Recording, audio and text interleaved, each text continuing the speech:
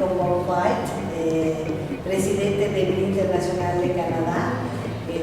Aquí a Bob lo hemos invitado a la Universidad Autónoma Metropolitana, no es la primera vez que viene, es colega asociado, tenemos convenios de colaboración desde que emprendimos un trabajo de difundir la norma ISO 26000 en México.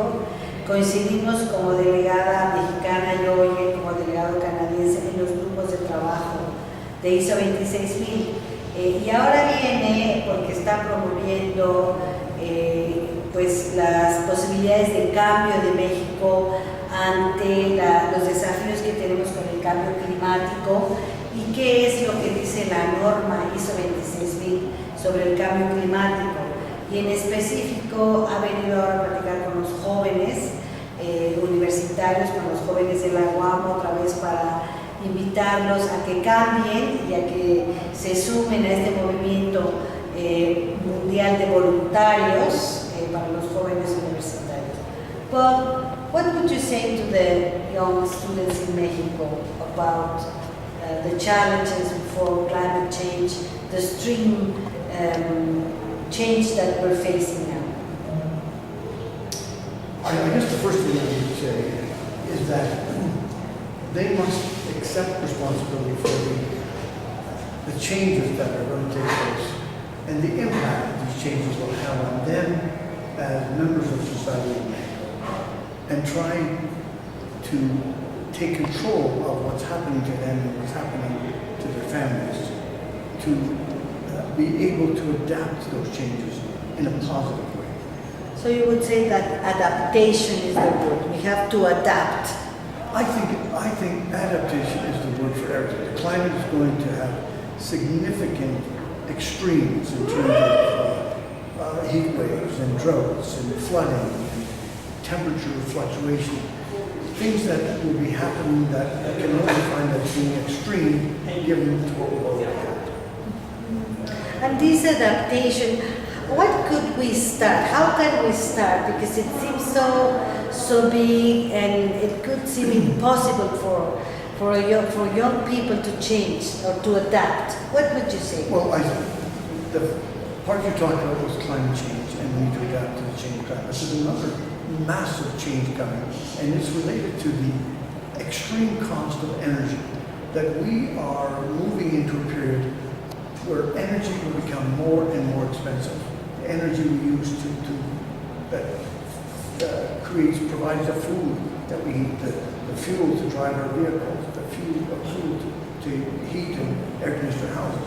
So those changes are going to have significant impact on our lifestyle and will have a negative impact on the standard of living, things we can afford to buy. But they could be seen in reducing our use and consumption of these more expensive energy.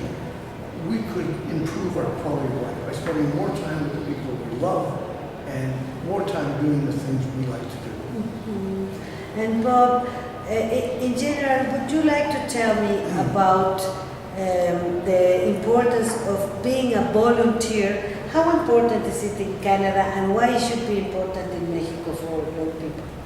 Well, a sad part of today, and I don't see it changing, certainly in the next few years, is employment. It's going to be more and more difficult to get a job that will allow you to use the skills and talents and education that you've invested so much money and time in.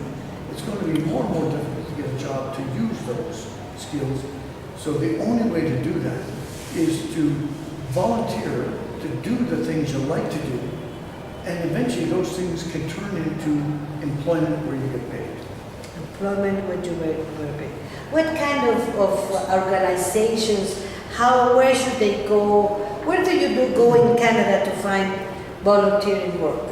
Well, you have to decide, where do you want to focus your energy? Do you want to improve the environment? Do you want to improve the quality of life of the poor? Do you want to improve the spirituality of people? So you as an individual must decide where you want to make a difference, where you think you can make a difference. And then you do what young people know how to do better than anyone. You start searching the internet.